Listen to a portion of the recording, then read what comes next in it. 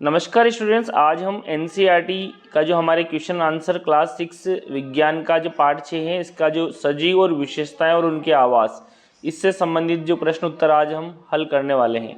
तो देखिए, पहला प्रश्न हमारा, आवास किसे कहते हैं। तो आवास किसे कहते हैं? आवास का अर्थ होता है वास करना, यानी कि स्थान, यानी कि ऐसी जगह जहाँ पर कोई भी जीव रहता है या उसका जो स्थान है जिस पर वो रहता है वह उसका आवास कहलाता है। यानी कि कोई सजीव जिस स्थान पर रहता है वह उसका आवास कहलाता है। तो आवास क्या है?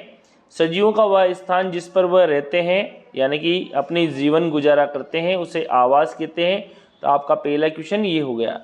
दूसरा क्वेश्चन दिया हुआ है यहाँ पे, कैक्टस जो होता है मरुस्थलीय पादप है, उसके जीवन यापन के लिए किस प्रकार अनुकूलित है। तो देखिए, कैक्टस मरुस्थल में जीवन यापन के लिए इस प्रकार अनुकूलित है, यानी कि इसके लिए कुछ लक्षण दिए गए हैं। तो कैसे अनुकूलित है? देखिए, पहला पॉइंट यहाँ पे दिया गया, इसको ध्यान से देखिए। कैक्टस की पत्तियाँ जो होती हैं बहुत ही छोटी छोटी कांटों जैसी होती है और इनके कांटों के आकार की होती है, जिससे वाष्पोत्सर्जन जो होता है, यानी कि पत्तियों द्वारा जल को वाष्प के रूप में जो छोड़ा जाता है, उसके दौरान उससे बहुत कम पानी का उत्सर्जन होता है।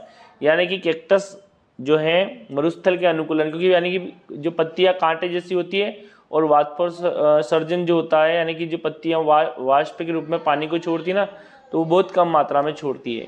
दूसरी विशेषता है इसकी, कैक्टस की जो तने हैं पत्तियों जैसी संरचना वाले होते हैं और ये जो स्पंजी होते हैं मोटी मोम की परत से ढके भी होते हैं। साथ ही साथ पौधे को इससे जल संरक्षण में सहायता मिल जाती है। इसकी जड़ें काफ़ी गहरी होती हैं, जिससे जल का अवशोषण भरपूर मात्रा में हो पाता है, यानी कि अच्छे से जल का अवशोषण हो पाता है इसकी जड़ें गहरी होने के कारण। तो ये विशेषताएं हैं कैक्टस को मरुस्थल के जीवन यापन करने के लिए। अगला क्वेश्चन है हमारे, रिक्त स्थान की पूर्ति वाले, यानी कि पौधे और जंतुओं में पाए जाने वाले विशिष्ट लक्षण जो उन्हें आवास में विशेष में रहने योग्य बनाते हैं। तो ये है अनुकूलन। तो यहाँ इस खाली जगह में आप कर लेना, क्या कर लोगे? अनुकूलन। क्या करोगे? अनुकूलन। तो ये अनुकूलन लिख लेना। दूसरा, स्थल पाए जाने वाले पौधों और जंतुओं के आवास को क्या बोलते हैं? तो उसे स्थली बोलते हैं। तो यहाँ आप स्थली कर लेना। क्या कर लोगे यहाँ पे? स्थलीय। तो स्थलीय आवास हो जाएगा। यहाँ पे जो ग वाला है वे आवास जिसमें जल में रहने वाले पौधे और जंतु रहते हैं। तो जल में रहने वाले पौधे कौन सा आवास कहलाएगा? जलीय आवास। तो यहाँ आप लिख लोगे किस प्रकार का आवास? जलीय आवास। तो ये वाला जली वाला आप इस पे लिख लेना। अगला, मृदा जल और वायु किसी आवास के कौन से घटक हैं? तो इनमें जीव नहीं होता। तो ये कौन से घटक हुए? अजैव घटक। कौन से घटक हुए? अजैव। तो ये आपको क्लियर कर लेना है। यहाँ पे अजैव घटक लिख देना आप इसमें। कौन सा घटक? अजैव। ठीक है। जबकि जैविक घटक में कौन आते हैं? प्लांट और एनिमल्स, यानी पेड़ पौधे और जीव जंतु। हमारे परिवेश में होने वाले परिवर्तन जिसके प्रति हम अनुक्रिया करते हैं। तो किसके प्रति अनुक्रिया करते हैं अपन? उद्दीपन के प्रति। तो यहाँ लिख लेना आपको, क्या कर लोगे? उद्दीपन। क्या करना है यहाँ पे? उद्दीपन। जैसे उद्दीपन, जब भी स्टिमुलस मिलता, उद्दीपन मिलता, तो हम उसके प्रति अनुक्रिया करते हैं। जैसे ठंड लगती है, यानी कि टेम्परेचर बढ़ता घटता है तो ठंड लगने लग जाती है, तो ये उद्दीपन है। टेम्परेचर के प्रति भी उद्दीपन होता है। अगला है, निम्नलिखित सूची में से कौन सी निर्जीव वस्तुएं हैं? तो देखिए, जो निर्जीव वस्तुएं हैं उनको आपको अलग छांटना है। हल, इसमें से हल निर्जीव हैं, छत्रक निर्जीव हैं, सिलाई मशीन निर्जीव हैं और रेडियो निर्जीव हैं और नाव निर्जीव हैं। जबकि कौन कौन सजीव है? केंचुआ सजीव है, जलकुंभी सजीव हैं और यहाँ पे ऊपर बाकी सब निर्जीव हैं। तो ये यहाँ पे हमने निर्जीव अलग कर लिया। निर्जीव जिसके अंदर जीव नहीं होता है वो सब निर्जीव हैं। ठीक है। किसी ऐसी निर्जीव वस्तुओं का उदाहरण दीजिए जिसमें सजीव के दो लक्षण दिखाई देते हैं। तो देखिए, मोटर गाड़ी और बादल ऐसी निर्जीव वस्तुएं हैं जिनमें सजीवों के दो लक्षण दिखाई देते हैं, यानी कि सजीवों के जैसे इनमें दो लक्षण दिखाई देते हैं। ठीक है। मोटर गाड़ी और बादल में कौन कौन से दो लक्षण? मोटर गाड़ी गति करती है और बादल में क्या होती है? वृद्धि होती है। बादल देखे होंगे आपने, बादल कई बार बड़े हो जाते हैं, फिर छोटे हो जाते हैं, फैल जाते हैं। तो ये सजीवों के जैसे लक्षण होते हैं। लेकिन वास्तव में बादल क्या है? निर्जीव हैं। वास्तव में बादल क्या है? निर्जीव। अगले क्वेश्चन है हमारे, निम्नलिखित में से कौन सी निर्जीव वस्तुएं किसी समय सजीव का अंश थी? तो देखिए, इनमें से अपने को छांटना। मक्खन, चमड़ा, मृदा, ऊन, बिजली के बल्ब, खाद्य, नमक, सेब। तो देखिए, मक्खन जो है निर्जीव का अंश था, क्योंकि ये हमने किससे प्राप्त किया? हमें दूध से मिला, तो दूध यानी कि सजीव के अंदर था। ये गाय से प्राप्त हुआ या भैंस से, तो जो है सजीव से प्राप्त हुआ हम लोग। चमड़ा जो कि जानवर का था, तो ये भी सजीव का अंश था। ऊन जो कि हमने भेड़ से प्राप्त किया, तो ये भी जीव का अंश था। खाद्य तेल जैसे सोयाबीन का तेल है, मूंगफली का तेल है, तो ये जो पेड़ पौधे का अंश है, तो ये भी कभी न कभी जीवित था। और सेब यानी कि जो सेब फल है, ये भी किसी न किसी प्लांट से हमें प्राप्त किया, पादप से।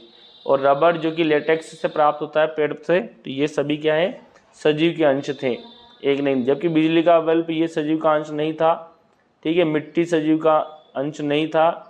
और यहाँ पे बाकी नमक है, ये भी नहीं है, ठीक है। तो ये हमने जो है आपको इसमें क्लियर करके बता दिए कि कौन कौन सजीव के अंश थे। अगला क्वेश्चन हमारे सजीवों के विशिष्ट लक्षणों की सूचीबद्ध कीजिए। तो देखिए, सजीव भोजन ग्रहण करते हैं, सजीव वृद्धि करते हैं, सजीव शोषण करते हैं, सजीव संवेदनशील होते हैं यानी कि उद्दीपन के प्रति अनुक्रिया करते हैं। जैसे टेम्परेचर बदलता है तो हमें ठंड लगने लग जाती है, पसीना आने लग जाता है जब गर्मी होती है। जब हम मान ले जाए किसी कील के ऊपर हमारा पैर जाता है, हम एकदम उसको हटा लेते हैं। या जब हमारी आँखों से एक धूल के कण टकराते तो आंखें हम उसको बंद कर लेते हैं। तो ये सब उद्दीपन के प्रति अनुक्रिया होती है सजीवों में, जबकि ये निर्जीव में नहीं होती। सजीव गति करते हैं, सजीव उत्सर्जन करते हैं। उत्सर्जन का मतलब हानिकारक पदार्थ को शरीर से बाहर छोड़ते हैं। जैसे यूरिया है, यूरिक एसिड है, तो इनको उत्सर्जन करते हैं अपन, मल मूत्र वगैरह का। सजीवों में प्रजनन क्रिया होती है, यानी कि सजीव अपने ही समान नए जीव की उत्पत्ति करते हैं। और सजीव का जीवन निश्चित होता है।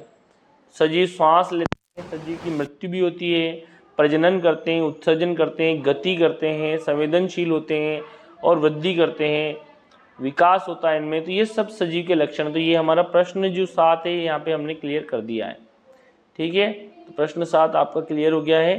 क्वेश्चन 7 यहाँ पे हमने क्लियर किया है। अगला क्वेश्चन देखिए, अगला क्वेश्चन, घास के मैदानी कल्याण, यहाँ पे मैदानी क्षेत्र में रहने वाले जंतुओं को अपना अस्तित्व बनाए रखने के लिए तीव्र गति क्यों आवश्यक है? संकेत दिए, घास स्थल आवासों में छिपने के लिए वृक्षों की संख्या बहुत कम होती है। तो देखिए, मैदानों में जो जंतु, आंसर हम दे रहे हैं, मैदानों में जंतुओं के छिपने के लिए वृक्षों की संख्या बहुत कम है, क्योंकि मैदान है, वहाँ पे छोटी छोटी धूप मिलेगी, घास मिलेगी।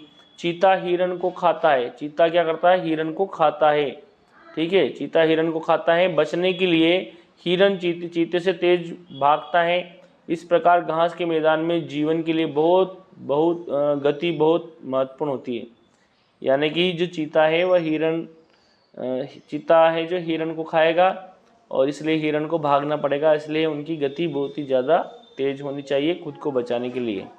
अगला है, देखिए अगला क्वेश्चन हमने बहुत ही इंपॉर्टेंट लिया है। ऊँट जो है जल के बिना मरुस्थल में कैसे रह पाता है? इसीलिए ऊँट को रेगिस्तान का जहाज कहते हैं।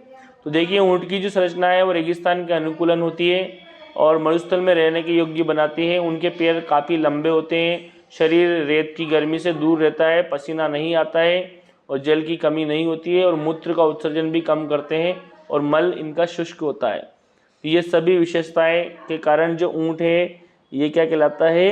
रेगिस्तान का जहाज। क्या कहलाता है? रेगिस्तान का जहाज। तो ऊँट को क्या कहते हैं? रेगिस्तान का जहाज कहते हैं।